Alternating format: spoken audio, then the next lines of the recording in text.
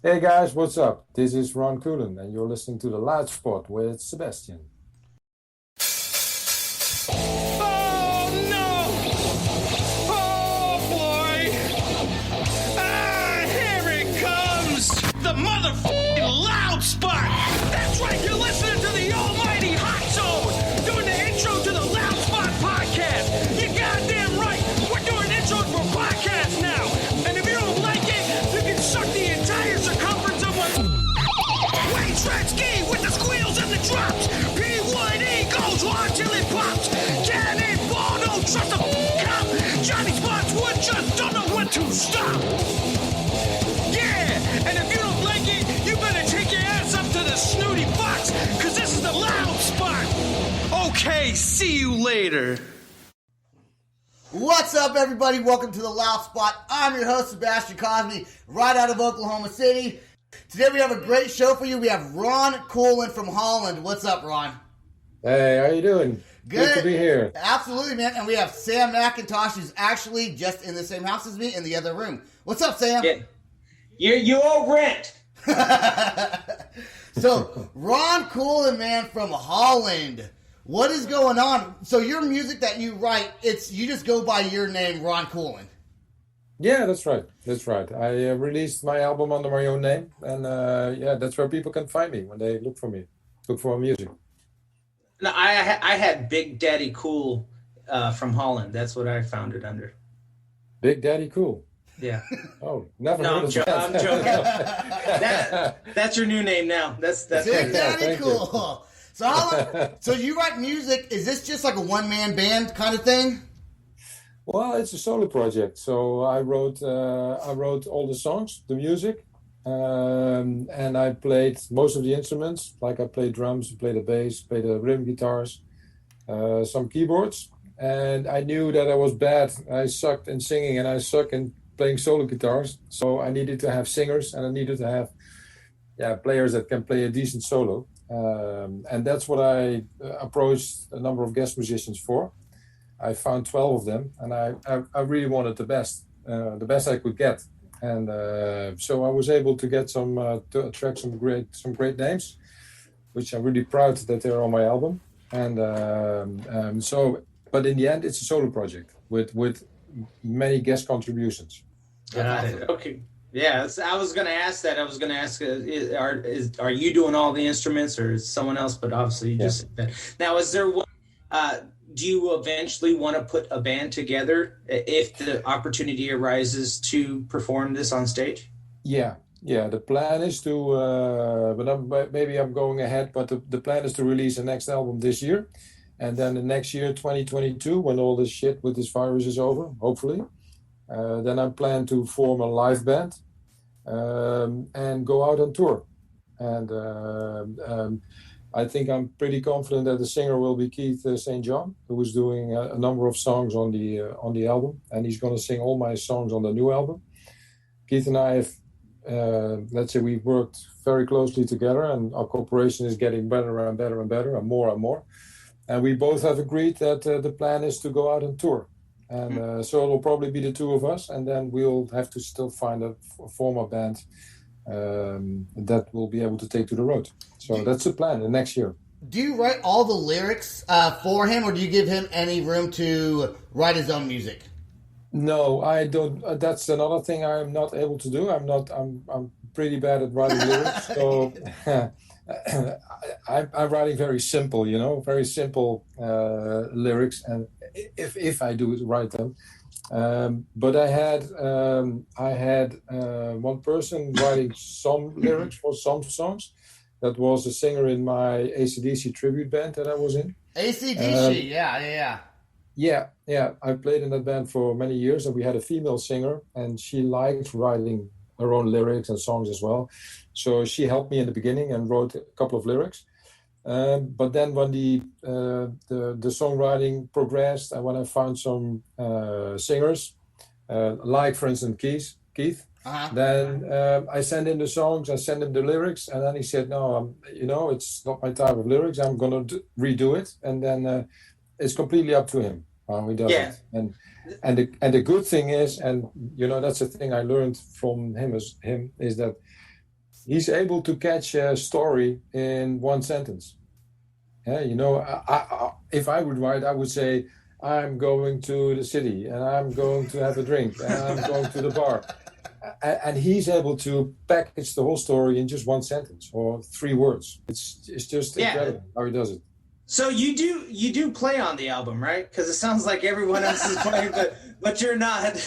What are you playing by the way? So we know what to listen for. Yeah, I'm playing rhythm guitars. All rhythm guitars. I'm playing all bass, all drums, all keyboards. See, so you didn't really go off and find a lot of these other people. It sounds like you do most of it, but there might be a couple of things that you might.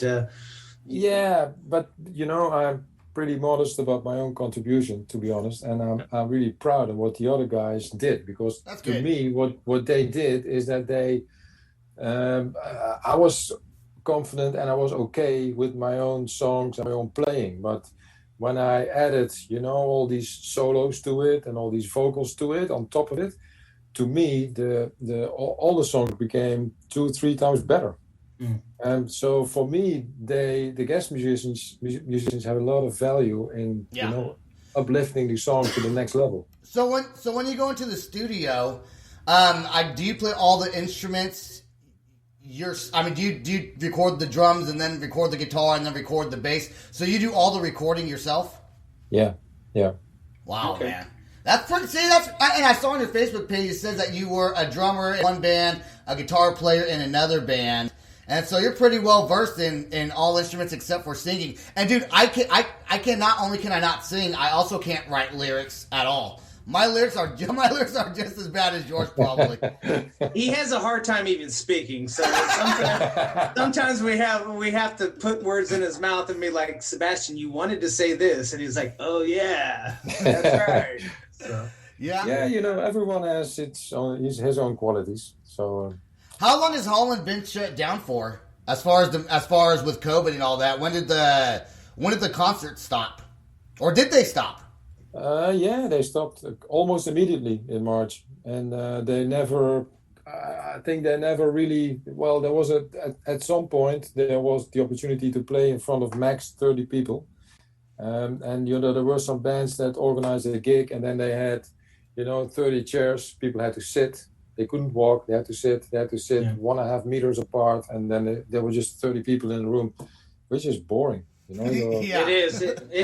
You know, we had the Vital Signs and the Anchor. We put those guys together, and we did a Halloween show, but we had to abide by the restrictions. But it really, as great as it was for the bands to perform, it just wasn't the same. There was no energy. It was all lost and especially these are hardcore metalcore bands where interaction with their fans and people getting rowdy and crazy definitely. And we had to be 25 feet from the stage. The first person they had to be 25 feet.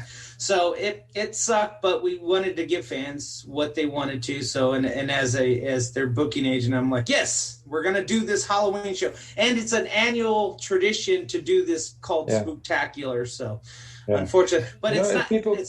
If people like it and if bands like to play it, you know, it's fine because they should do it. For me, it doesn't work because I want to go 200% or not at all, and.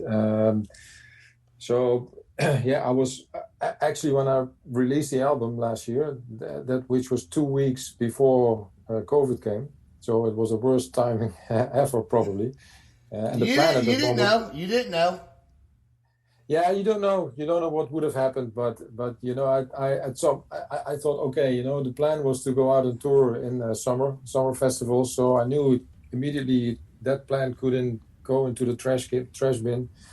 I decided to spend my time writing new music and not do things half. You know, if you would say I'm gonna tour in front of 30 people, you know, it's just not. Yeah. You know, you spend time, it takes away energy, it doesn't bring you anything, and so for me, what worked best is I spent time writing new music and recording new music, and you know, postpone the touring. Let's play Big Deal Data. What's this song? What's this song about? I guess I was going to say lyrically, but did you write? You didn't write the lyrics to this, so we'll just listen to it and we'll figure it out ourselves. Here we go with Big Deal Data. Okay.